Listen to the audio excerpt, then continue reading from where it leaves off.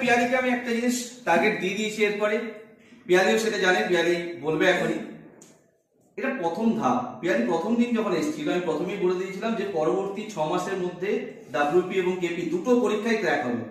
Already ও KP crack করে দিয়েছে, ডাব্লিউপিও crack হয়ে গেছে রিসেন্টটা, এবং কেপি এসআইটাও পরীক্ষা দিতে গেছে।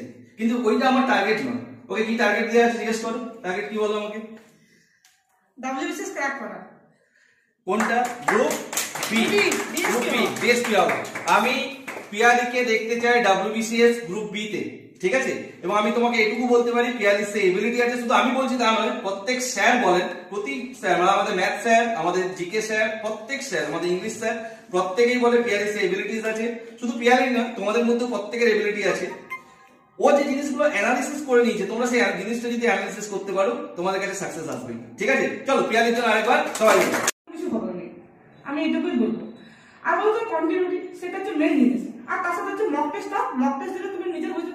আর একটা আমার বললাম তো, আমার ফেলের একটা ছিল, আমি কোনোদিন মক টেস্ট দিতাম না। মক টেস্ট দিতে তো কম নাম্বার পাচ্ছেন, বেশি পাচ্ছেন না, ঠিক আছে? তাহলে আমার ভালো লাগবে না, আমি কেন মক টেস্ট দেবো? কম কম পাচ্ছি, ভালো লাগছে না, ঠিক আছে? এইখানে আসি যখন আমি 25টা আসার পর সপ্তাহে 2টা করে মক টেস্ট, ঠিক আছে?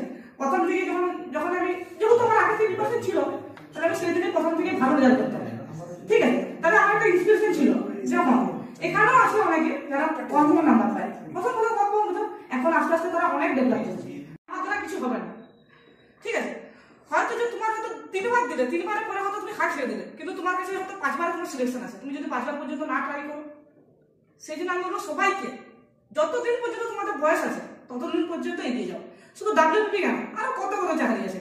আমি তো এটা একটা ছোট্ট সামান্য পেয়েছি, আমার এখন অনেক রাস্তা যেতে বাকি, ঠিক আছে?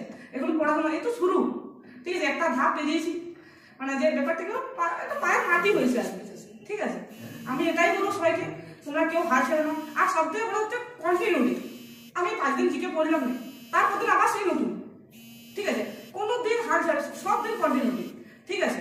সে যত রাত হোক চ্যাপ্টার আর একটা অঙ্ক বারবার ধরে বসো। আজ করলে তোমার 2 মিনিট লাগবে, পরের দিন করবে 1 মিনিট 50 সেকেন্ড লাগবে, সেই অঙ্কটাকেই বারবার ধরে করো।